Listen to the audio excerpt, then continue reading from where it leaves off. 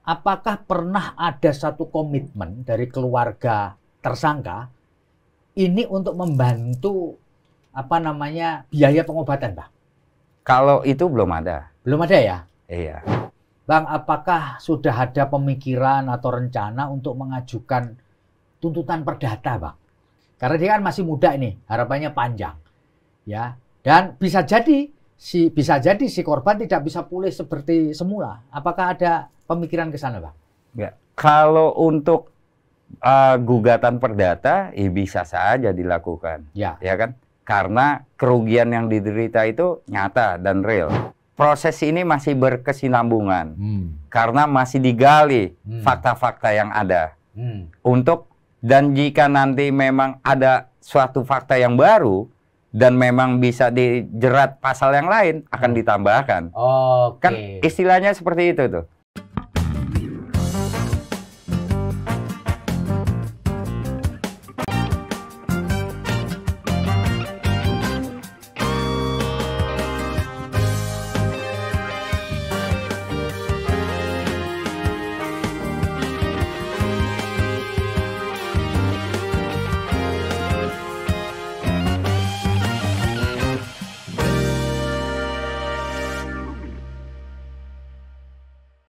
Assalamualaikum warahmatullahi wabarakatuh. Salam damai sejahtera buat kita semua.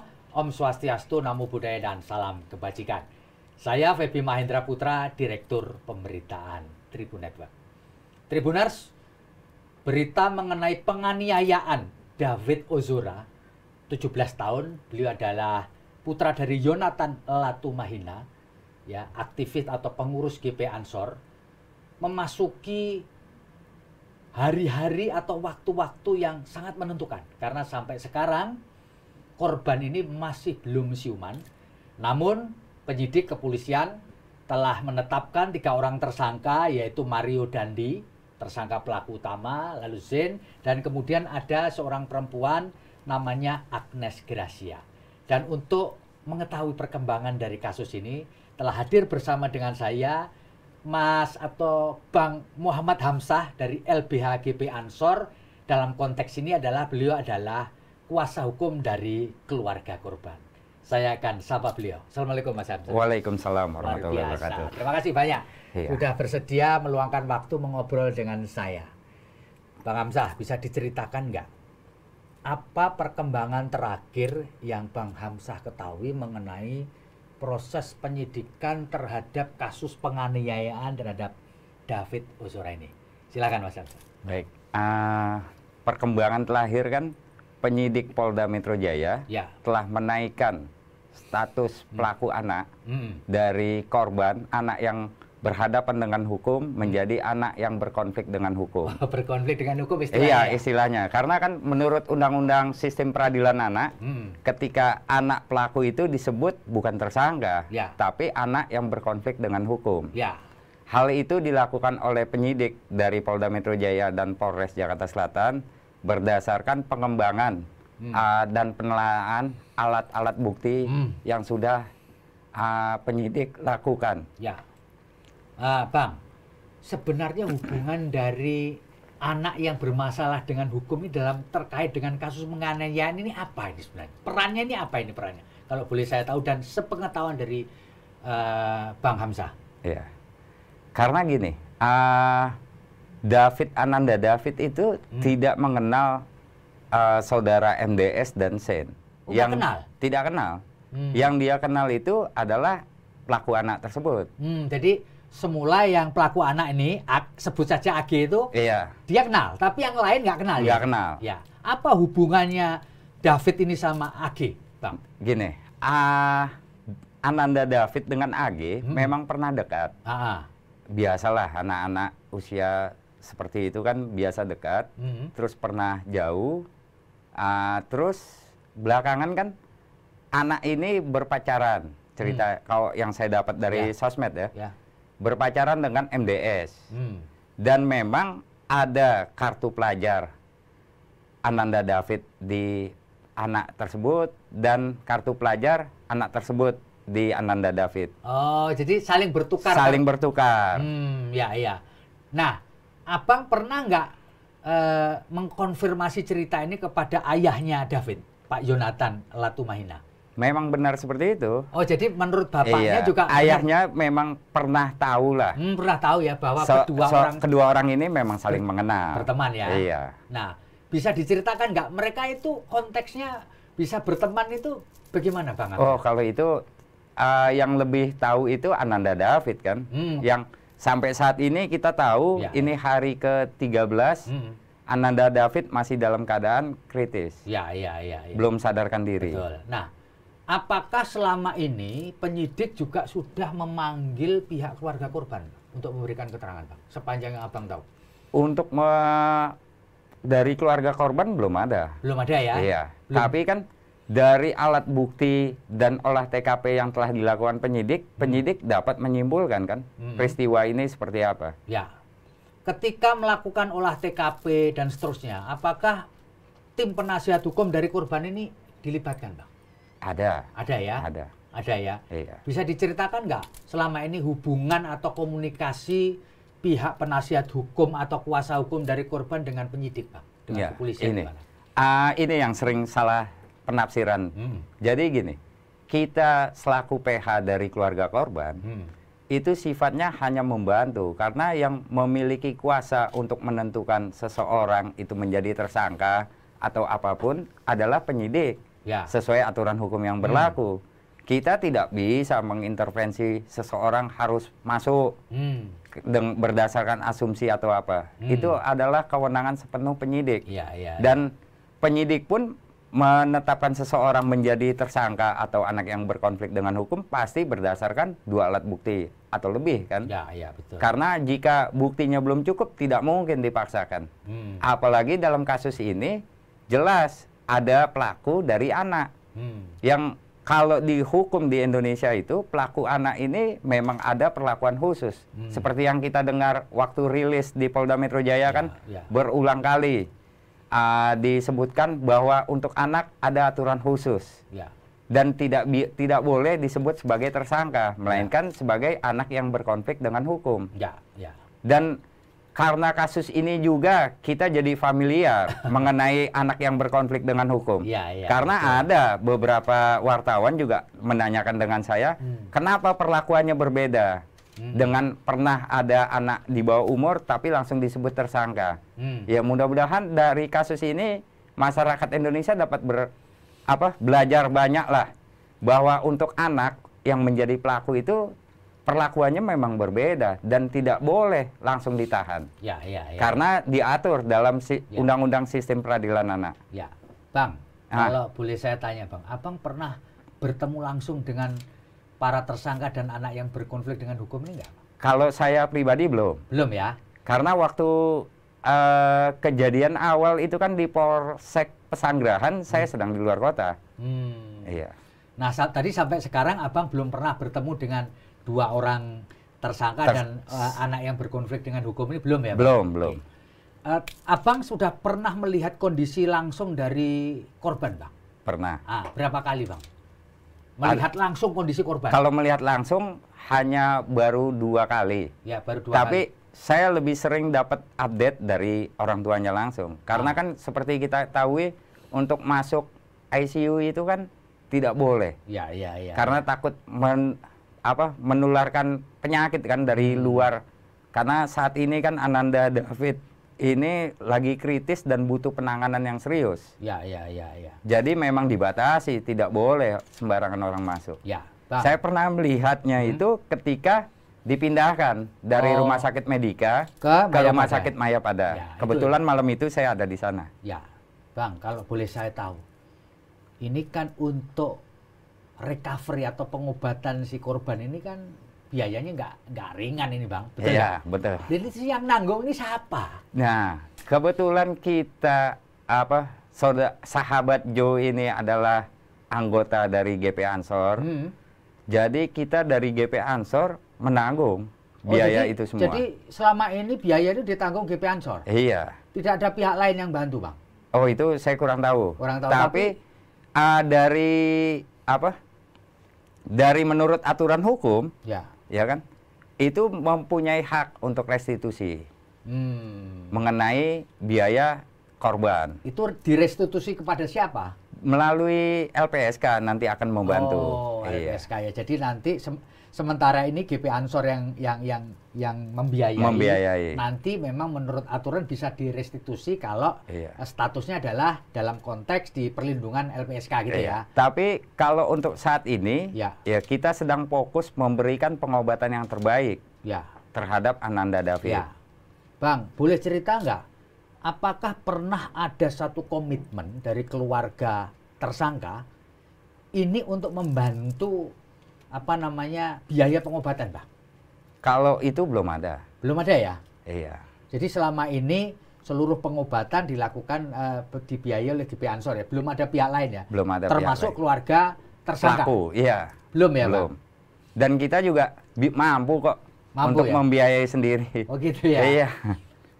Ini bisa diceritakan, Bang Hamzah. Iya. Bagaimana awalnya Pak Jonathan menyerahkan masalah hukum ini kepada LBH GP Ansor? Gimana? Iya, gini. Awalnya gimana itu? Kejadiannya kan hari Senin tanggal 20. Betul. Ya kan? Saat sahabat Joe mengetahui anaknya sudah di rumah sakit Medika Permata Hijau. Ya. Sahabat Joe ke sana dan kita dari LBH GP Ansor langsung mendapat arahan dari ketua umum kita dan saya dari ketua LBH GP Ansor Pusat untuk mendampingi keluarga saat di Polsek Pesanggerahan. Ya. Nah, ketika ternyata memang Ananda David ini mengalami luka yang sangat serius akibat penganiayaan tersebut, kita ini pastilah sebagai advokat, apalagi di LBH GP Ansor, ini anak sahabat kita sendiri, pastilah kita akan memberikan dukungan penuh untuk mengawal kasus ini agar Ananda David mendapat keadilan. Ya. Bang, langkah ke depan yang ingin dilakukan oleh LBH GP Ansor sebagai kuasa hukum dari keluarga korban dan korban ini apa? Bisa diceritakan, Bang? Langkah kita, kalau sekarang ini kan baru tahap awal dari hukum acara pidana, ya kan? Di mana sudah ditetapkan 2 orang tersangka dan 1 anak yang berkonflik dengan hukum. Langkah selanjutnya kita akan terus mengawal kasus ini sampai ke pihak kejaksaan dan nanti akan disidangkan sampai kasus ini mendapat vonis dari majelis hakim di pengadilan dan berkekuatan hukum tetap. Ya. Bang, apakah sudah ada pemikiran atau rencana untuk mengajukan tuntutan perdata, Bang? Karena bagaimanapun kita mesti harus memikirkan nasib anak ini atau korban ini ke depan, Bang. Karena dia kan masih muda ini, harapannya panjang. Ya. Dan bisa jadi si korban tidak bisa pulih seperti semula. Apakah ada pemikiran ke sana, Bang? Ya. Kalau untuk gugatan perdata bisa saja dilakukan, ya kan? Karena kerugian yang diderita itu nyata dan real, ya kan? Syarat untuk gugat perdata kan memang ada suatu peristiwa yang menyebabkan kerugian, dan itu mungkin saja. Tapi kita dari LBH GP Ansor saat ini masih fokus pada untuk recovery ya, kesembuhan Ananda David dan mengawal kasus ini agar segera selesai. Dan untuk gugat perdata itu kan tidak ada expirednya, tidak ada daluarsanya, bisa dilakukan kapan saja. Apalagi setelah gugatan pidananya sudah jelas kan perbuatannya itu dan menimbulkan kerugian. Jadi bisa menjadi dalil lah ya. Bisa menjadi dalil karena untuk mengajukan gugatan perdata. Ya. Jadi pidananya dulu, baru nanti atas dasar putusan pidana itu bisa untuk menjadi dalil untuk mengajukan gugatan perdata. Ya. Benar. Ya, Bang. Kalau boleh saya tahu, Bang, sampai sekarang ini, menurut yang Abang tahu, menurut keluarga dan dokter, kondisinya kayak apa sih, Bang? Enggak, kondisinya sekarang masih koma kan kalau istilah medis, karena belum sadarkan diri. Nah, kalau dokter yang menangani bilang ya memang proses dari tidak sadar kemarin dan sudah mulai ada gerakan, itu prosesnya sudah alhamdulillah cepat. Mungkin makanya ada, kalau istilah dokter ada mujizat lah. Karena memang Ketum PBNU dan khususnya Ketum GP Ansor itu menginstruksikan kepada seluruh jajaran GP Ansor di Indonesia bahkan di luar untuk mengadakan doa bersama untuk Ananda David agar segera cepat pulih. Ya. Itu ya, jadi pengaruhnya besar juga ya Bang ya. Iyalah, kita sebagai orang Muslim kan senjata orang Islam itu kan doa. Iya. Untuk Ananda David doa itu sangat perlu kan. Ya. Karena kita tidak bisa melakukan upaya apapun, upaya medis sudah kita serahkan ke rumah sakit. Ya. Nah, sebagai umat Islam, ya upaya selanjutnya yaitu berdoa. Ya. Semoga Allah segera memberikan kesembuhan kepada Ananda David. Ya, Bang, sepanjang yang dikumpulkan oleh Abang, penjelasan orang tua dan seterusnya ya, itu tadi kan disebutkan bahwa antara Ananda David sama anak yang berkonflik dengan hukum itu kan saling mengenal sebelumnya ya Bang, saling bertukar ini. Sebenarnya kalau boleh diceritakan seberapa jauh sih Bang hubungan mereka ini Bang? Hubungan mereka setahu saya ya, hanyalah hubungan biasa anak muda yang tinggal di Jakarta kan. Tidak ada yang gimana-gimana. Dan seperti chat WhatsApp yang beredar itu kan kita bisa lihat. Ananda David makanya mau keluar saat itu memang diminta oleh pelaku anak tersebut kan. Sehingga terjadilah kejadian penganiayaan berat yang sangat keji itu. Yang videonya juga sudah beredar di mana-mana. Yang kalau kita lihat aja sangat tidak beradab kan perlakuan dari para pelaku nih terhadap Ananda David. Bang, apakah Abang dan tim Abang juga pernah bertemu dengan para saksi di luar tersangka dan pelaku anak ini Bang? Iyalah. Apa yang Abang dapatkan dari setelah ketemu dari para saksi ini Bang? Iya, itu terutama orang tua dari temannya David ya, yang lokasi kejadiannya di depan rumah dia, ya kan? Ya, dari kita ini, mereka datang ke LBH Ansor minta juga untuk pendampingan hukum. Oh, mereka datang juga ya? Terkait apa pendampingan hukum? Karena kan mereka akan diperiksa sebagai saksi. Oh, gitu ya. Nah, di aturan hukum kita kan saksi pun boleh untuk didampingi. Jadi mereka datang ke LBH GP Ansor ya untuk pendampingan hukum ya. Bang, dari apa yang Anda peroleh dari para saksi itu, sebenarnya cerita apa yang bisa digali atau diperoleh dari para saksi itu Bang? Enggak. Tentu untuk kepentingan publik ya, bukan untuk kepentingan pengembangan ya. Kalau ini sesuai dengan rilis kemarin di Polda Metro Jaya kan, penyidik aja bilang proses ini masih berkesinambungan karena masih digali fakta-fakta yang ada. Dan jika nanti memang ada suatu fakta yang baru dan memang bisa dijerat pasal yang lain akan ditambahkan. Kan istilahnya seperti itu tuh. Yang jelas saat ini penyidik masih berupaya menelaah dari bukti-bukti yang sudah dikumpulkan, terutama seperti waktu rilis kan dibilang dari CCTV, chat WhatsApp, karena dari situlah bisa digali apa motif sebenarnya perbuatan ini dan bagaimana bisa terjadi kan? Ya. Bang, kalau dilihat dari video itu, apakah yang datang ke LBH GP Ansor untuk minta pendampingan tuh yang ibu-ibu yang bilang weh gitu? Iya. Oh itu ya Bang ya? Karena kan gini, dari video itu aja kita bisa lihat kalau ibu itu tidak teriak, kejadiannya masih terus berlanjut ya. Dan kita bisa melihat kan kagetnya para pelaku ketika diteriaki. Diteriaki ibu itu langsung berhenti. Dan apakah ibu itu pula yang kemudian melaporkan atau menginformasikan adanya penganiayaan? Nah, setelah kejadian itu, keluarga mereka lah yang membawa Ananda David ke rumah sakit. Oke. Dan memberitahu kepada ayah korban. Ayah korban. Kalau nggak salah itu diberitahu lewat wali kelas. Wali kelas. Betul ya Bang? Iya, karena kan tidak mengetahui nomor telepon orang tua Ananda David. Jadi menghubungi wali kelas yang menghubungi. Iya, Pak Jonathan. Pak Jonathan. Ya, itu ya prosesnya. Iya. Bang, selain ibu itu, ada lagi nggak saksi yang datang ke LBH GP Ansor untuk mendapatkan? Nggak, ada beberapa, tapi saya tidak perlu menyebutkan lah. Yang jelas, ada beberapa saksi juga kita dampingi agar dalam memberikan kesaksian berlaku fair kan? Ya, berlaku fair ya. Iya. Apa adanya. Apa adanya. Apa yang mereka ketahui, apa yang mereka lihat, apa yang mereka dengar gitu ya. Bang? Benar. Bang, kalau boleh saya tanya juga, Bang. Para saksi ini kan minta didampingi ya, iya. Oleh LBH GP Ansor ini. Nanti apakah mereka juga setiap kali memenuhi panggilan penyidik, setiap kali nanti hadir di persidangan akan terus didampingi, Pak? Iyalah. Iya, Pak. Ini secara prodeo ya? Maksudnya iya, prodeo. Gratis ya, Pak? Iya. Ya? Karena selama ini juga kita dalam membantu masyarakat Indonesia yang memiliki masalah dengan hukum selalu dilakukan dengan prodeo. Gitu ya, Bang? Iya. Tidak peduli apakah dia anggota GP Ansor atau bukan ya? Iya. Bahkan saya pribadi pun sering membantu masyarakat yang bukan non-muslim. Yang tidak muslim ya, non-muslim dibantu itu ya? Iya. Bukan hanya tidak harus anggota GP Ansor, bukan hanya muslim, non-muslim pun kita bantu. Kita bantu ya. Dan sudah banyak masyarakat di Jakarta yang kita bantu.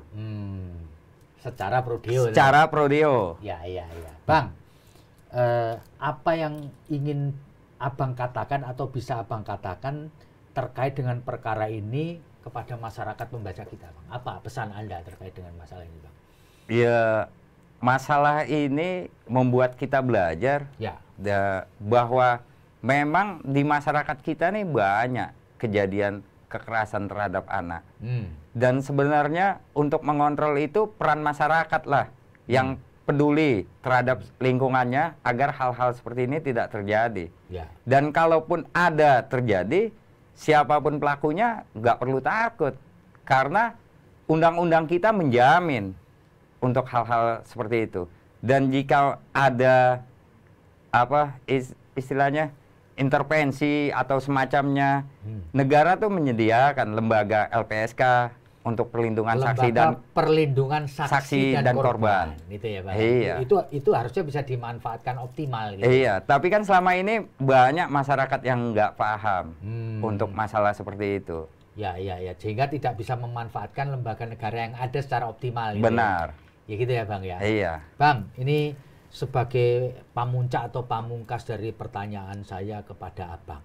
Bang, sepanjang Anda melakukan pendampingan hukum proses ini, udah lama kan pasti? Iya. Apa masalah atau kasus yang paling gede, Bang, yang Anda tidak bisa lupakan? Apakah ini termasuk yang serius dan paling besar atau ada kasus lain yang pernah Anda dampingi lebih gede dari ini atau lebih dramatik dari ini, Bang? Enggak, kalau besar gini, setiap kasus itu punya cerita tersendiri. Banyak kasus-kasus aneh atau yang tidak bisa dilupakan yang LBH Ansor tangani. Tapi untuk kasus Ananda David ini karena memang blow up ke sosmed dan ke berita-berita media, jadi ya kasus ini bisa dibilang memang kasus yang besar. Karena apalagi melibatkan pelakunya itu anak dari salah satu pejabat kan. Dan kalau anak-anak di Jakarta ini kan sering, kita kalau anak Jakarta asli sering lah mendapatkan perlakuan seperti itu. Dari mentang-mentang dia, kalau dulu kita kenal ada anak kolong, ya kan, yang kadang bebas berbuat seperti apa aja karena nganggap orang biasa tidak berani melawan. Nah, kalau kasus ini memang kasus yang besar, karena kalau kita melihat langsung Ananda David, kita tidak akan kuat. Karena gimana ya, kondisi korban itu benar-benar sangat memprihatinkan. Iya. Gitu ya, Bang ya? Iya. Bang Hamzah, ini supaya pembaca kita juga lebih mengenal Abang dan LBH GP Ansor. Abang bisa cerita nggak mengenai riwayat singkat hidup Abang? LBH GP Ansor? Nah, termasuk Abang juga. Ya, Abang dulu deh. Ya, mulai aktif di LBH kapan, lulusan di mana, anggotanya berapa di LBH, silakan, Bang. Iya. LBH gini, kalau saya baru bergabung di LBH GP Ansor itu Agustus 2019. 2019 ya? Iya. LBH GP Ansor sendiri berdiri itu bulan Juni 2017. Yang saat ini LBH GP Ansor sudah memiliki 140 lebih cabang di Indonesia. Oh, jadi 140 cabang ya? Iya, dari Aceh sampai Papua untuk provinsi kita sudah memiliki semua. Dan untuk kabupaten kota madya juga di Jawa ini udah hampir semua. Di Papua pun sudah ada LBH GP Ansor Papua. Dan saat ini memang kita konsen membantu masyarakat lemah. Karena kita paham masyarakat lemah ini sulit untuk mendapat akses bantuan hukum yang dapat dilakukan secara profesional. Iya. Kalau di LBH GP Ansor ini advokatnya ada banyak. Kalau di pusat berapa Bang? Di LBH GP Ansor pusat? Ada belasan. Belasan ya? Iya. Dan mereka rata-rata memang sudah jauh sebelumnya menjadi advokat. Oh, jadi sudah. Karena sudah menjadi advokat. Lalu karena LBH GP Ansor itu terbentuk 2017 dan kita sebagai warga Nahdliyin yang patuh kepada dauh kiai kita ketika LBH GP Ansor terbentuk banyak yang dipanggil, dititah lah, diberi dauh oleh kiainya dan untuk ikut gabung di LBH GP Ansor. Meskipun mereka sudah melakukan praktek advokat udah lama ya. Bahkan banyak yang punya law firm sendiri.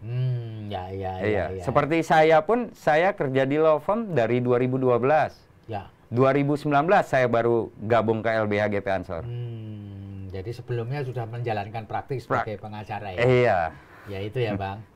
Baik, Tribuners, itu tadi ngobrol kita dengan Muhammad Hamzah dari LBH GP Ansor yang mendampingi korban kekerasan dari keluarga David Ozora dan Jonathan Latumahina.